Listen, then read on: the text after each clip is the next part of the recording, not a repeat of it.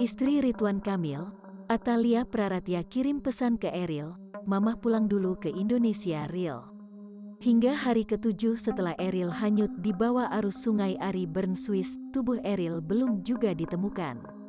Bahkan ibunda Eril mengirim pesan menyentuh nan haru.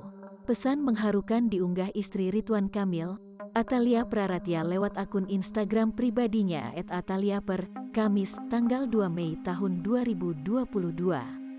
Pesan itu diunggah bersama foto yang memperlihatkan Atalia, Ridwan Kamil, dan anak perempuannya Zara sedang duduk bersimpuh di tepian sungai Are, Bern, Swiss.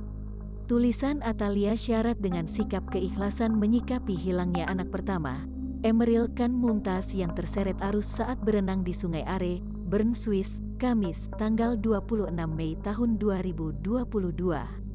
Untuk diketahui, sudah lebih dari sepekan Eril dinyatakan hilang.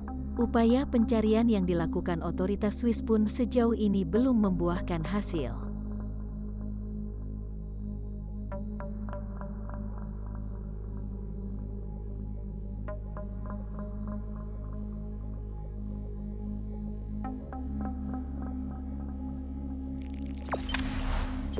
Jangan lupa subscribe, share, komen, dan like ya.